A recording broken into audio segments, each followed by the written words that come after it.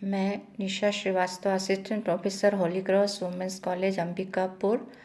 आज मैं MSc home science food and nutrition के पेपर 3 थेरापेटिक न्यूट्रिशन के अंतर्गत यूनिट 4 में हार्ट प्रॉब्लम पार्ट 2 के बारे में चर्चा करूंगी। पार्ट 1 में मैंने हाइपरटेंशन उच्च रक्तचाप के बारे में बताया था। पार्ट 2 में आज मैं एथेरोस्क्लेरोसिस बीमारी के बारे में चर्चा करूंगी। एथेरोस्क्लेरोसिस बीमारी धमनी की बीमारी है। शरीर के सभी अंगों को सुचारू रूप से काम करने के लिए पोषण हेतु रक्त की पूर्ति पर निर्भर रहना पड़ता है, जो इन्हें हृदय से रक्त नलिकाओं या धमनी के द्वारा पहुंचाया जाता है। वास्तव में ये रक्त नलिकाएं पतली ट्यूब के समान होती हैं, जिसमें आयु वृद्धि के साथ कुछ विघटनकारी परिवर्तन होते हैं, जिसके कारण धमनियों की अस्वस्थता या रोगग्रस्तता हो सकती है। धमनियों की दीवारों से संबंधित ऐसी घातक स्थिति एथेरोस्क्लेरोसिस है। एथेरोस्क्लेरोसिस धमनी की दीवारों का मोटापन है। एथेरोस्क्लेरोसिस ग्रीक भाषा के शब्द अथेर से लिया गया है, जिसका अर्थ होता है, अथेर का अर्थ होता है दलिया तथा स्क्लेरोस का अर्थ होता है कठोर या हार्ड। इस तरह से ये धमनी के खुरदुरेपन या कड़ेपन को इंगित करता है, जिससे हृदय, मस्तिष्क, गुर्दे के रक्त परिसंचरण में बाधा आती है। परंतु रोग के लक्षण तभी प्रकट होते हैं जब तक रक्त की पूर्ति 70% से कम न हो जाए। हृदय की धमनी के प्रभावित होने से छाती में दर्द महसूस होता है। अब हम देखेंगे एथेरोमा के निर्माण की अवस्था। सर्वप्रथम एथेरोमा का निर्माण जो है धमनियों में होता है और ये 4 अवस्थाओं में होता है। सबसे पहली अवस्था होती है रक्त की धमनियों में आंतरिक सतह पर वसीय धारियाँ दिखाई देती हैं। ये प्रथम अवस्था होती है। ये कोलेस्ट्रॉल फॉस्फोलिपिड के जमाव के कारण होता है, अतः इंटीमा सतह मोटे होने के कारण थोड़ी सी उभरी तथा चपटी पीली धारियाँ जो रक्त नलिकाओं में लंबवत फैली हुई दिखाई देती हैं। द्वितीय अवस्था होती है आंतरिक एवं मध्य सतह के बीच रेशे में गुच्छे, जिसे प्लेक्स कहा जाता है, बन जाते हैं। ये उभरी हुई एंटीमा के कड़े पदार्थ होते हैं, जो स्थिर तथा ग्रे रंग के मोती के समान या सफ़ेद रंग के भी होते हैं। ये 1 से लेकर कई मिलीमीटर व्यास के तथा असामान्य आकार के भी होते हैं। तीसरी अवस्था होती है जब इन प्लेक्स में पर्याप्त मात्रा में वसीय पदार्थ जमा हो जाते हैं तो ये नरम हो जाता है। चौथी अवस्था में अंत में ये प्लेक्स टूट जाते हैं और अनियमित सिरों का एथेरोमा का घाव बन जाता है और इस घाव के नीचे रेशे में उत्तक जमा होने लगते हैं, जो रक्त वाहिनी को सकरा बना देते हैं और घाव के निचले सिरे पर रेशे में पदार्थ तथा कैल्शियम का जमाव बढ़ जाता है और इन घावों से रक्तस्राव होने लगता है। बाद में रक्त का थक्का बन जाता है। और इस स्लाइड में दिखाया गया है आर्टरीज में चारों अवस्थाओं को। पहली अवस्था में रेशे में वसीय पदार्थ जमा होने लगते हैं। दूसरी अवस्थाओं में इंटीमा उसके बीच में प्लेक्स बन जाता है, गुच्छे बन जाते हैं। तीसरी अवस्था में इसमें वसीय पदार्थ जमा हो जाते हैं, जिससे मोटा नरम हो जाता है। और चौथी अवस्थाओं में फट जाता है, जिससे उसमें रक्तस्राव होता है, रक्त का थक्का जम जाता है और घाव का रूप ले लेता है। अब हम देखेंगे आगे एथेरोस्क्लेरोसिस के कारण। एथेरोस्क्लेरोसिस के कई कारण हैं, जिसमें पहला कारण है वंशानुक्रम। वंशानुक्रम के कारण एथेरोस्क्लेरोसिस देखा जाता है। वंशानुक्रम के द्वारा एक पीढ़ी से दूसरी पीढ़ी में ये हस्तांतरित होता है। और दूसरा कारण है रक्तवर्ग, ब्लड ग्रुप।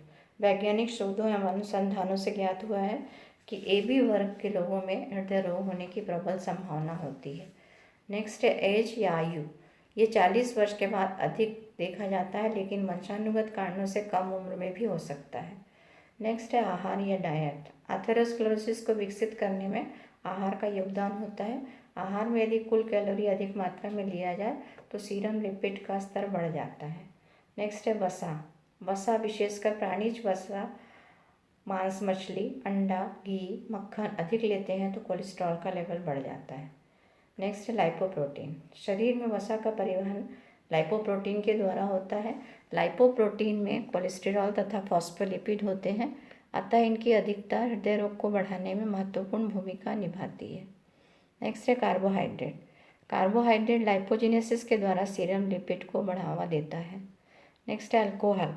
अल्कोहल लेने पर भी ली जाने वाली कैलोरी की मात्रा बढ़ जाती है, जो बीटा लाइपोप्रोटीन को बढ़ाती है। अगला कारण है इंसुलिन। इंसुलिन हार्मोन रक्तवाहिनियों की दीवारों पर वसा के जमने की क्रिया को उत्तेजित करता है, साथ ही ऊतकों में पाए जाने वाले लाइपेज एंजाइम की क्रियाशीलता को नष्ट कर देता है, जिससे रक्तवाहिनियों में उपस्थित वसा आसानी से हट नहीं पाती और उनका जमाव बढ़ जाता है। नेक्स्ट देखेंगे विटामिन। संभवतः लिपिड के आंतरिक निर्माण में कमी के द्वारा निकोटिनिक अम्ल सीरम लिपिड लेवल को कम करता है। आहार में विटामिन सी के अभाव में रक्त केशिकाओं में रक्तस्राव होने लगता है। विटामिन B6 धमनी के स्वास्थ्य के लिए आवश्यक होता है। नेक्स्ट कारण है खनिज लवण, मिनरल। मायोकार्डियम में पोटेशियम की कमी हृदय की एक लयता को समाप्त करके मायोकार्डियन इन्फ्राक्शन की स्थिति में मृत्यु का कारण बन जाती है। कैल्शियम भी सीरम कोलेस्ट्रॉल को बढ़ाता है। उद्योगों में सल्फाइड की अधिकता से भी हृदय रोग देखा जाता है। कैडमियम के द्वारा भी हृदय रोग होता है। सिगरेट पीने से कैडमियम का संपर्क अधिक होता है। नेक्स्ट है जल।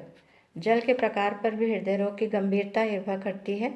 मृदु तथा अधिक अम्लीय जल, जिसमें कैल्शियम मैग्नीशियम कम होता है, हृदय की लय की असामान्यता के लिए उत्तरदायी होता है, जबकि जल की कठोरता कैल्शियम की अधिकता को दर्शाती है तथा ऐसी दशा में हृदय रोग से मृत्यु कम देखा जाता है। नेक्स्ट है एक्सरसाइज। कम क्रियाशील व्यक्तियों में कोरोनरी हृदय रोग अधिक देखा जाता है, जबकि मध्यम क्रियाशील शारीरिक श्रम करने वालों में हृदय धमनी की सहायक नलियां आसानी से खुल जाती हैं। अतः हल्का व्यायाम रोगों को कुछ हद तक रोकने में सहायक होता है। नेक्स्ट है दवाइयाँ। कुछ दवाइयाँ रक्त सीरम में वसा तथा कोलेस्ट्रॉल को बढ़ाने में महत्वपूर्ण भूमिका निभाती हैं, जैसे इंसुलिन का इंजेक्शन। अतः हृदय रोग हो जाता है। सल्फर युक्त दवाइयों का सेवन करने से भी हृदय रोग होता है। नेक्स्ट है अदर डिजीज़। रक्त में कोलेस्ट्रॉल बढ़ने से उच्च रक्तचाप, हाई ब्लड प्रेशर, मोटापा, ओबेसिटी, मधुमेह, डायबिटीज़, गठिया, गाउट, यकृत के रोग, लिवर डिजीज़, गुर्दे के रोग, किडनी डिजीज़ होने से भी हृदय रोग, हार्ट डिजीज़ हो जाता है। नेक्स्ट है मानसिक तनाव, मेंटल टेंशन। शोधों से ज्ञात हुआ है कि वे व्यक्ति जो अधिक तनाव, भय इत्यादि संवेगात्मक परेशानियों से घिरे रहते हैं, उन्हें हृदय रोग अधिक देखा जाता है। नेक्स्ट है हार्मोन। अंतःस्रावी ग्रंथियों में अनियमितता और असंतुलन से भी एथेरोस्क्लेरोसिस होता है। अब हम देखेंगे इसके लक्षण। एथेरोस्क्लेरोसिस के लक्षण 3 होते हैं मुख्य: angina pectoris, coronary occlusion, coronary infarction. इन्हें विस्तार से देखेंगे। सबसे पहले देखेंगे एंजाइना पेक्टोरिस। भारी भोजन लेने के बाद बिल्कुल भी न घूमने फिरने पर या निश्चित मात्रा में श्रम करने पर छाती में बढ़ता हुआ दर्द महसूस होता है, जो आराम करने पर अक्सर कुछ मिनटों में दूर हो जाता है। इसका कारण यह है कि धमनियों के सक्रिय होने के कारण हृदय को पर्याप्त रक्त पूर्ति में बाधा आती है, परंतु विश्राम की स्थिति में इस सक्रिय धमनी से भी पर्याप्त मात्रा में रक्त की पूर्ति हो जाती है, जिससे दर्द दूर हो जाता है। दूसरा लक्षण है कोरोनरी ऑक्लूजन या कोरोनरी धमनी में रुकावट होना। ये 3 कारणों से होता है। पहला, रक्त प्रवाह धीमा होना। रक्त धमनी में एथेरोमा होने में धीमे रक्त प्रवाह के कारण थ्रोम्बोसिस होता है, जो हृदय की धमनी में रुकावट डालता है और इस तरह से कोरोनरी ऑक्लूजन को जन्म मिलता है। दूसरा कारण है रक्त जमने का समय कम होना। यदि रक्त में लिपिड की मात्रा अधिक हो तो भारी भोजन लेने के बाद या आराम करने पर थ्रोम्बोसिस हो सकता है, क्योंकि रक्त प्रवाह धीमा होता है। तीसरा कारण है धमनी की आंतरिक सतह पर केशिका से रक्तस्राव। कई बार रक्तचाप अचानक बढ़ जाता है। ऐसी स्थिति में आंतरिक स्तर के नीचे पाई जाने वाली केशिकाओं से रक्तस्राव हो सकता है, जो कोरोनरी धमनी को बंद कर देता है। इस तरह से ये 3 कारण थे जो कोरोनरी ऑक्लूजन या धमनी में रुकावट को जन्म देते हैं। तीसरा लक्षण है कोरोनरी इन्फ्रैक्शन। थ्रोम्बोसिस के कारण या सब इंटीमल हेमरेज के कारण जब कोरोनरी धमनी में रुकावट आती है तो हृदय की मांसपेशियों को ऑक्सीजन युक्त रक्त की पूर्ति न होने के कारण वे अकार्यक्षम हो जाती है या उनकी मृत्यु हो जाती है, जो कि कोरोनरी इन्फ्रैक्शन कहलाता है। अब हम देखेंगे आहारिक उपचार। इस समय कम कैलोरी, कम कार्बोहाइड्रेट, कम वसा, विटामिन युक्त सोडियम सीमित आहार देना चाहिए। कैलोरी कम इसलिए देना चाहिए क्योंकि मोटापा हृदय रोग को बढ़ाता है, इसलिए मोटापे के नियंत्रण के लिए कम कैलोरी युक्त आहार देना चाहिए। हृदयाघात की दशा में 800 से 1000 कैलोरी युक्त तरल और अर्ध तरल ठोस आहार देना चाहिए। जब स्थिति में थोड़ा सुधार हो तो 1200 से 1400 कैलोरी दी जा सकती है। जैसे ही रोगी चलना फिरना शुरू कर दे, सामान्य वजन का हो तो 1800 से 2100 कैलोरी दी जा सकती है। प्रोटीन 1 ग्राम पर केजी बॉडी वेट देना पर्याप्त होता है।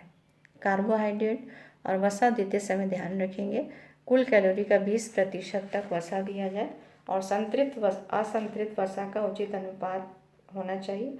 असंतृप्त वसा अधिक मात्रा में लिया जाए क्योंकि इसमें आवश्यक वसीय अम्ल होते हैं।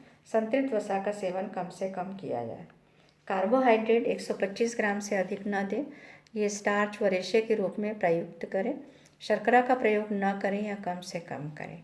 विटामिन और खनिज लवण, यदि रोगी के हृदय के आसपास शरीर में पानी न जमा हो तो सोडियम पर नियंत्रण नहीं रखते हैं। 500 से 800 मिलीग्राम सोडियम देना चाहिए। ऐसे समय नमक का प्रयोग कम से कम करें। विटामिन बी के संपूरक दें क्योंकि ये कब्ज को रोकता है। अगला है पानी। आमतौर पर जल का नियंत्रण आवश्यक नहीं होता है, लेकिन यदि गुर्दे क्षतिग्रस्त हो जाते हैं तब जल का नियंत्रण जरूरी हो जाता है। नेक्स्ट है आहार संबंधी जानकारी कुछ बताऊंगी जो कि एथेरोस्क्लेरोसिस को दूर करने में सहायक होती हैं। जैसे उम्र बढ़ने के साथ साथ कम खाएं, शारीरिक क्रियाशीलता अधिक बढ़ाएं, रात का भोजन सोने से 2 घंटे पूर्व लें, सुबह का नाश्ता दिन भर का सबसे भारी भोजन हो, दोपहर का भोजन नाश्ते से हल्का हो तथा रात्रि का भोजन दिन भर का सबसे हल्का होना चाहिए। एक ही तेल का उपयोग बार बार तलने के लिए न किया जाए। आहार में सलाद, मौसमी फलों का सेवन करें। इसके अतिरिक्त व्यायाम संबंधी कुछ बातें भी ध्यान में रखनी चाहिए जिससे हृदय का स्वास्थ्य बेहतर रखा जा सके। हृदय को स्वस्थ रखने के लिए नियमित व्यायाम करना चाहिए। नियमित व्यायाम से हृदय की ताकत बढ़ती है। व्यायाम से कोरोनरी धमनी में रक्त प्रवाह होता है। व्यायाम करने से तंग होती हुई धमनियों के स्थान पर नई नई धमनियाँ पनपने लगती हैं जिससे रक्त प्रवाह में बाधा नहीं आती है। सीमित मात्रा में सामर्थ्य के भीतर किया गया व्यायाम हृदयाघात से व्यक्ति की रक्षा करता है। व्यायाम से रक्त में कोलेस्ट्रॉल का स्तर नियंत्रित होता है। व्यायाम व्याधियों के अलावा मानसिक स्वास्थ्य को भी बढ़ाने में सहायक होता है।